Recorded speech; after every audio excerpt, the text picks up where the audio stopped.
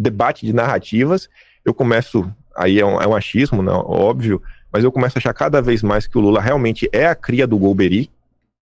Os militares precisavam de uma oposição controlada, e inclusive a própria fundação do PT, como ele até hoje, ela tem diversas alas diferentes, né?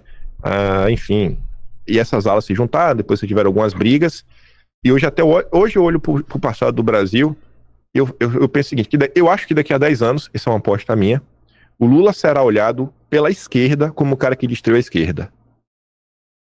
Essa é a minha visão que eu tenho hoje. Daqui a 10 anos vão olhar para trás e falar, cara, o Lula foi o cara que destruiu a esquerda.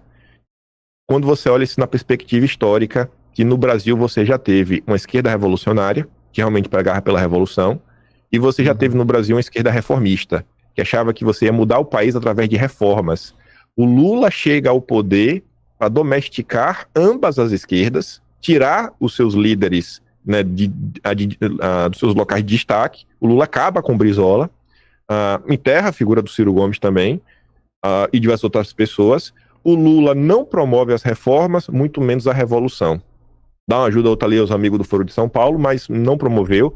Teve lá o Henrique Meirelles, durante todo o seu mandato, depois a Dilma é um caso à parte, e o Lula volta agora para basicamente intensificar a transformação dessa esquerda brasileira, que, sei lá, possa ter um vínculo ali desde o Vargas, que na verdade você é meio que do trabalhismo, era Vargas, Jânio, que é a parte do Brizola, e também os movimentos, e aí a esquerda revolucionária partiria ali do Partido Comunista, do Prestes. Então meio que você teria essas duas vertentes. O Lula rompe com essas vertentes para transformar a esquerda no Brasil no Partido Democrata, agindo woke, identitária, colocando os Soros em destaque, sabotando a margem equatorial, acabando com qualquer tentativa de desenvolvimentismo, e fazendo um governo aí 100% alinhado. Não foi o Lula, a esquerda por si só se perdeu, Kim. Você olha pra você ver, o Lula nunca largou a mão dos que estão com ele. Se você olhar os caras que começou a jornada com o Lula, eles estão tudo no topo da cadeia. Sabe, é presidente do BRICS, é ministro do Supremo. Os caras que nunca largou a mão dele, tá tudo no topo aí, entendeu? Ele não largou a mão de ninguém, não. Mas não é isso só. O Lula, porque pensa o seguinte, né? O ser humano é assim, e vai ser assim, a gente não pode ser hipócrita. Se você é de direita e tá no governo de direita, você vai fazer a crítica de uma forma. Se você é de esquerda e tá com o governo de esquerda, você vai agir da mesma forma também, você não vai fazer a crítica tão dura. Então, o Lula chegar ao poder faz com que a galera dê uma puxada no freio. Opa! O Lula chega para dizer, não, olha gente, eu não posso fazer uma revolução, porque a gente acabou de chegar, não temos números para isso. Só que passa 4, 8, mais 4 da Dilma, mais 2 depois, volta agora. E o Lula continua insistindo nesse argumento da correlação, não tem uma correlação de forças, não tem uma correlação de forças. Peraí, não tem correlação de forças? Qual é a força que mantém Marina Silva no Ministério do Meio Ambiente? É divino isso aí, porque, só Deus, velho. Sabe, porque não tem nada a ver com o Centrão. O Centrão, inclusive, por ele, explora a margem equatorial. A Marina tá lá por interesses que não são nacionais. Com certeza. Não são interesses nacionais. Então, assim, esse papo não cola. Qual é a correlação de forças que faz o Lula falar pelo menos 9 vezes, de novembro de 22 a, acho que é outubro de 2023, em eventos internacionais, a começar pela COP do final de 2022, que não dá pra gente discutir sobre essas questões climáticas toda vez e depois ter que levar o assunto para os congressos nacionais. Precisamos criar uma nova governança global que decida de baixo para cima. Depois 9 vezes. Abrindo mão da soberania nacional 9 vezes. Você pega, por exemplo, Elias Jabbour, que vocês já entrevistaram. O Elias Jabbour é o clássico caso do cúmplice da destruição da esquerda. Ele paga de brabo, de estudioso, que faz, que acontece, que bate de frente, que ele tem uma história de vida, que ele não baixa a cabeça pra ninguém. Ele é assim, né? Não é. Não, ele é. Não ele é. é estudioso. Não é. Ele é estudioso. Deixa eu ver o que ele vai falar. Não, então tá. Desculpa. Peraí que eu vou dar play no áudio. Peraí que eu vou dar play no áudio, então. Peraí que eu vou dar play no áudio. Aí você me diz se esse homem aqui é um covarde ou não é. Peraí. Eu falo e eu mostro. Mostrar um áudio. Porra, Bertinho, não. Não, pra ouvir, deixa eu ouvir o cara. Tá bom. Aqui, ó, eu já até achei o áudio. Deixa eu ver se é esse daqui. Amigo também, mas eu sou mais amigo da verdade. Deixa eu ver aqui, ó. Copiar link. Meu amigo gosta dele, mas... Deixa eu mandar pra mim mesmo. Vou poder abrir um celular. Vou abrir aqui pra mandar pra mim no celular. Mandar aqui no meu próprio WhatsApp. eu ver se é esse. Se não for esse, é outro. Galera, se você tá aí, ó. Eu nem achou, não tenho o que falar do cara. O Gatolicismo não tenho o que falar do cara. O Gatolicismo Nacional mandou aqui pra gente, falou que o Kim Paim é muito bom, pediu pra gente trazer o Saquarema. Você tá aí, dá like, compartilha. Saquarema, tá aí. Esse é o Gatolicismo Nacional. Dá like aí, compartilha, vamos fazer isso aqui crescer. A galera que já tá aí, cada vez que você dá um like, o YouTube vai compartilhar para um monte de gente. E já se inscreve no canal e, se puder, seja membro. A gente precisa muito de membros para ajudar a gente. Aqui, ó. Vamos lá. Relaxa, meu Eu quero mudar de assunto, hein, velho? Quem não tem dessa, não. Assunto, hein? Mata a cobra, mostra o pau. Ó. Na COP27, eu particularmente não gostei daquele discurso. Né? Eu particularmente, né? Por quê? Fica um discurso muito vago sobre a Amazônia, a questão ambiental, ou seja, não existe uma afirmação muito clara da nossa soberania, sobre a Amazônia, e depois nós descobrimos aqui no Brasil que quem elaborou aquele discurso, de 4 pessoas, 4 são ligadas ao Open Society. Ou seja, vai haver uma disputa dentro do governo Lula, na minha opinião, em torno das relações exteriores. E é uma disputa... não. Pronto. É esse aqui, ó.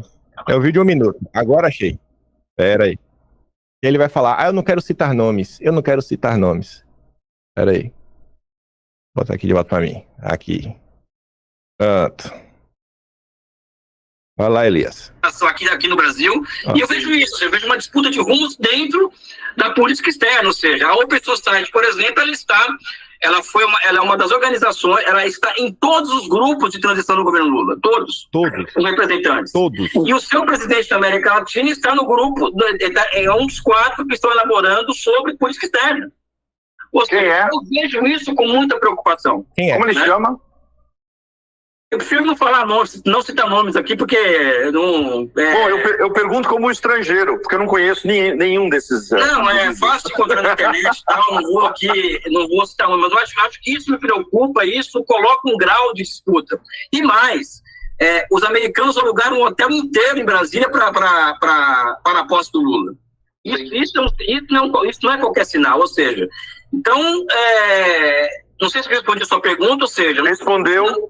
E tem paralelos e tem vários outros paralelos. Meu Deus, saindo do post amanhã. Assim, ó, esse é o Elias Jabbour, o cara que afirma categoricamente que todos os grupos de transição do governo Lula tinha alguém do Soros. Aí quando pergunta, e quem é esse daí que é o chefe do Soros, que tá gerenciando? Eu prefiro não citar nomes. O Elias Jabbour devia tentar aprender a colocar um ovo, porque ele é uma galinha, ele é um covarde, ele não tem coragem de citar o nome do Pedro Abramovay. Assim, esse é o meu problema com a esquerda. Eu vejo aqui, por exemplo, Cabeleira, tu traz a galera vai lá, faz o discurso bonito de reindustrialização, isso, aquilo, outro, mas no final do dia, os problemas que existem no Brasil, eles varrem pra debaixo do tapete. A galera finge que combate alguma coisa, eu nunca vi, aparece a esquerda, né, eu sou aqui pró-reindustrialização, sou contra esse discurso identitário, beleza. Qual é a denúncia que vocês fazem de verdade do discurso identitário? Quando teve aquele caso do Peladão do Museu, que foi um caso clássico, eu não lembro do Elias Jabbour.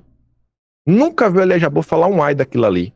A galera finge que não existe. A galera que, não, o discurso identitário não é um problema. É um problema, eu não apoio. Mas tá, e o que é que você faz pra você acabar com isso? Porque tu vai me falar que isso não existe?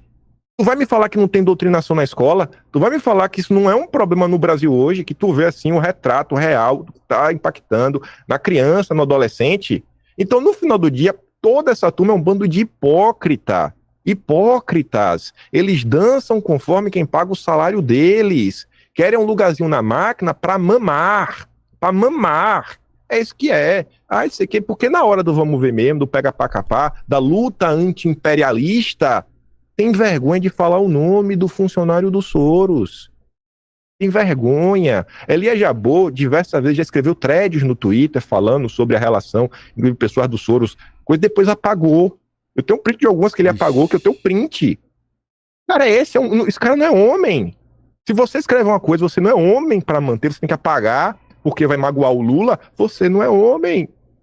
Você não pode representar essa esquerda que está em busca de trazer para si de volta a pauta nacional e ficar repetindo um monte de jargão, história maluquice, aí Bolsonaro golpista, o genocida, sabe? É um absurdo. Essas pessoas para mim são palhaços. Eu falo assim, cara, eu não levo vocês a sério. Vocês podem falar algumas coisas no termo econômico, vai ter algum sentido, eu vou parar para ouvir, mas vocês são palhaços no final do dia. No final do dia, vocês dançam conforme o Lula manda. Vocês são marionetes do Lula. Porque se o governo está assumindo que todos os grupos de transição têm um membro do Soros, e realmente tinha, como segue tendo, e aí vai fazer o quê? Cadê a campanha para derrubar a Marina Silva? Porque tinha que ser uma campanha nacional para Petrobras explorar a margem equatorial. Tu tá vendo toda essa turma aí falando, assim, a esquerda adora a Lava Jato, destruiu a Petrobras, a indústria nacional. Tá, irmão? E a margem equatorial? Cadê? Quando? Não abrem a boca, não cobram o Lula. Lula destruiu a esquerda. Ele domesticou todas essas lesses. Lembra Lesse, aquele filme da cachorrinha da Globo? Sim. É Lesse, no máximo um pincher que late alto, mas não morde. Não dá, gente. Não dá. Um cara que não tem coragem de citar o Pedro Abramovay na live com o Pepe Escobar. Deve ser, não sei, né? Tá em busca de algum patrocínio. Não, se bem que o patrocínio do Elias é lá na China. Então, não tem como eu levar a sério um cara desse. Eu ia falar dele, 2022. Mas o lance, Esse é o Lula? o Elias, por exemplo, eu acho que ele é contra esse posicionamento do Lula mesmo. Porque o Lula, por exemplo, ele é esquerda. O Elias ele tem um viés muito mais sólido do que o do Lula hoje, sabe? O outro que fala pra gente sobre isso é o Rebelo. Eu não vou falar nada, se vou me Que falar ele você faz a defesa sozinho aí, eu quero falar, você não quer deixar? Ele abandonou. Não, eu quero que você fale, só que eu quero que você deixe o convidado falar. Ele vai falar, você fala, não é isso não, você quer ficar brigando cara antes dele expor o fato, porra? Nem expôs o fato, você quer... O Aldo Rebelo, ele cobra sobre a margem equatorial, bate de frente com a Marina Silva. Elias Jabbour não. Aldo Rebelo bate, dia sim, dia também. É um cara que eu vejo coerência, é um cara que eu vejo...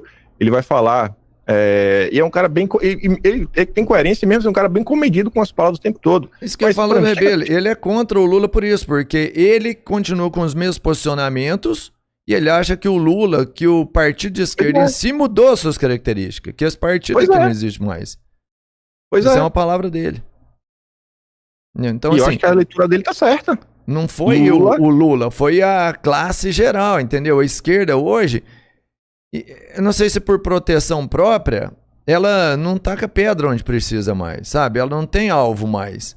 O alvo dela é se manter no poder puramente. Vamos manter no poder. Mas que o Lula domesticou. Como é que eles vão criticar o Lula? Como que eles vão criticar o Lula? Hoje aparece um crítico ou outro.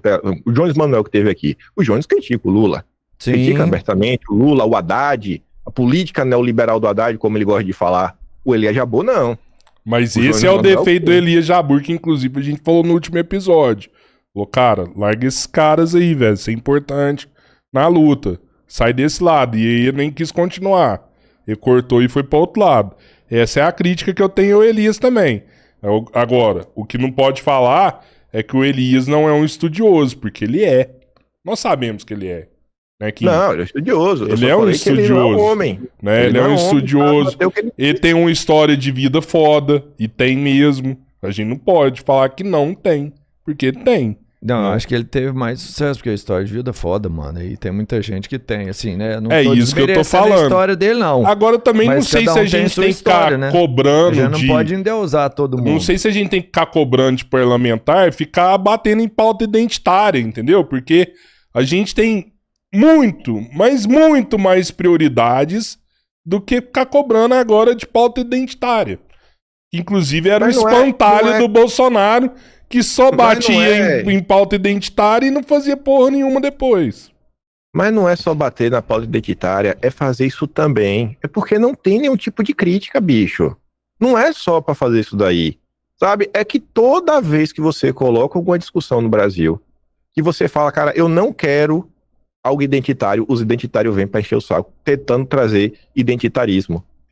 Não precisa ser nada anti-identitário, mas só ser assim, minimamente normal. Não tem isso. Toda discussão a galera tem que levar pro identitarismo. toda a discussão. Toda a discussão. E essa parada vai crescendo, que hoje o identitarismo, o ambientalismo e esses ismos da vida tá virando uma coisa só. Colocaram tudo debaixo do guarda-chuva do SG e estão empurrando sem dó e piedade. Não, mas quem leva pro identitarismo hoje é muito mais a direita. A direita fica batendo em pauta identitária. Pra esquerda, foda-se. A esquerda tem outras prioridades, cara. Não é. Se sua empresa crescer, se a empresa de vocês crescerem, e vocês quiserem fazer um IPO para arrecadar, né, e depois listar a empresa de vocês na Bolsa de Valores, vocês hoje não podem mais listar se no conselho de administração de vocês não tiver uma cota lá estipulada de minorias. Isso está no mercado, é regra para você estar listado na Bolsa de Valores. Regra para isso. E existem diversas questõezinhas assim de minorias, isso, aquilo, outro, que já começam a afetar empresas privadas. Empresas privadas. Você acha que isso faz algum sentido? Obrigar uma empresa privada a não, tem que fazer assim, tem que fazer daquilo outro, regra disso daqui, regra daquilo acolá, né? Marketing, semana disso, semana daquilo outro. Pelo amor de Deus. Se você não faz, se você não faz desse jeito, se você não faz essa inclusão, você acaba deixando essas pessoas de lado, né?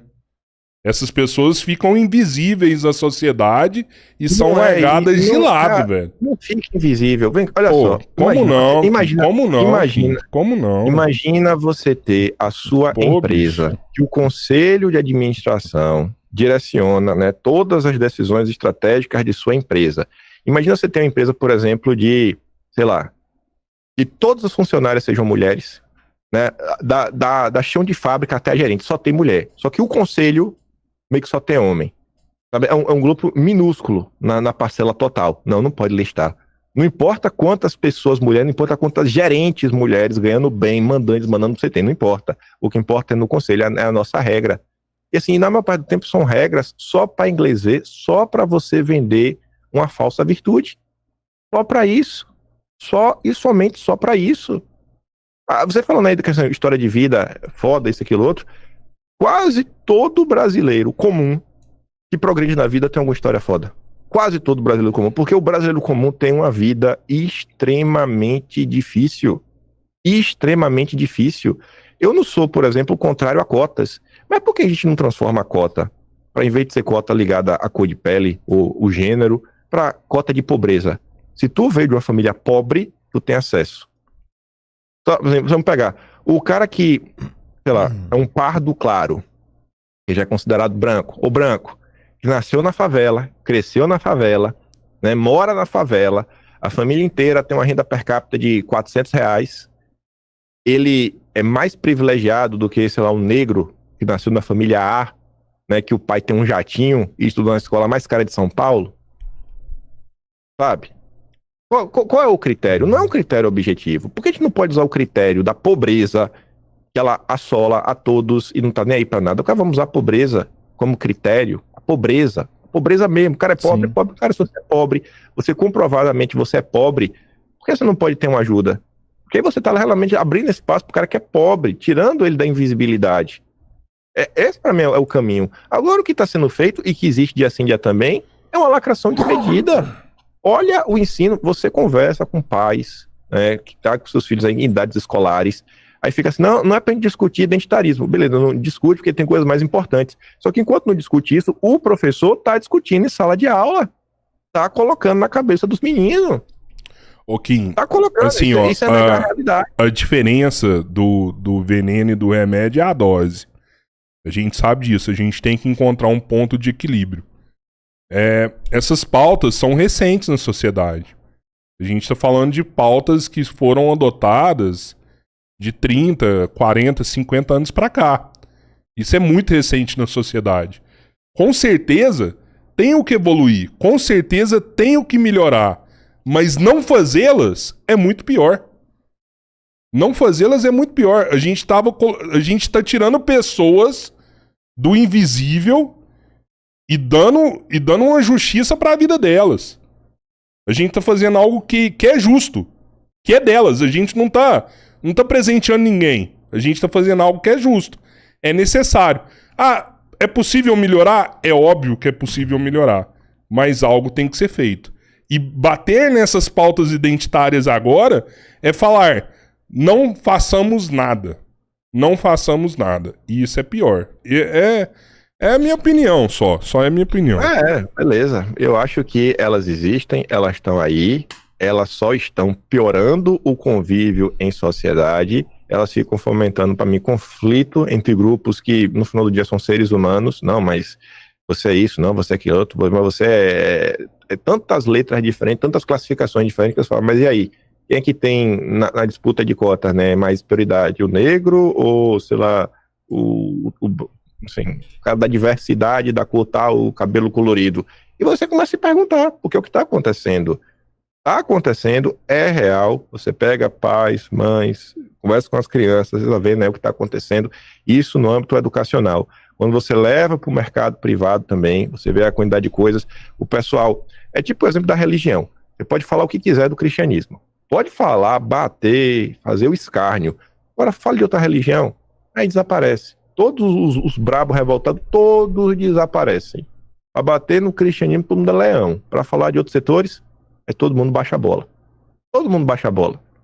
Se a galera quiser, cara, sim, quer lutar com coisa, luta, mas mais uma vez, luta pelo pobre. O invisível é o pobre. A pobreza não escolhe a cor, não escolhe a pessoa. O pobre não é importante, cara. Você não tá entendendo, Kim. Sim, sim. O pobre não é importante. Existem coisas mais importantes do que o pobre. Entendeu? A fome que ele passa, a necessidade dele não é a prioridade ainda. Você percebe isso? O pobre nunca vai ser... O pobre nunca o pobre vai ser prioridade de ninguém. Esquece, irmão. Esquece. Onde você tá morando? Você acha que um dia o pobre vai ser prioridade de alguém? Pô, não me venha com, né? Pra que galera que vai ser importante? Me fala. Pobre não tem lobby. Não tem, velho. Pobre não tem lobby. Vai ter um monte de gente defendendo um monte de coisa aqui, mas não vai ver ninguém defender o pobre de verdade, mano. Como se ele fosse gente, como se ele precisasse comer, como se ele precisasse... Porra, não, ele não é. Você entendeu isso? Vai ter um monte de gente que é superior ao pobre, porque o pobre é o pobre, velho. Que loucura é essa de você achar que alguém vai brigar por ele primeiro? Tem um monte de prioridade antes desse cara, velho. Tem um monte de coisa muito importante antes da vida desse cara, meu irmão. Não adianta. Você tá louco. Parece que você não morou aqui no Brasil, você não sabe o que é o Brasil mais. Entendeu? Não, e a galera tá apoiando isso. Sabe? Vamos esquecer o pobre cada vez mais. Eu, inclusive, bato na tecla e falo, hoje eu sou um populista. Meu posicionamento, eu sou populista, eu tô do lado do povo, irmão. Eu quero ver alguma coisa para melhorar a vida do povo. Ah, mas isso, aquilo, outro. Esse papel de austeridade fiscal. Não, a história tá me mostrando cada vez mais. Toda vez que vem alguém falando de austeridade fiscal, é só para lascar em cima do pobre. A austeridade fiscal é só em cima do BPC, é em cima do salário mínimo, sabe? É em cima do básico do básico.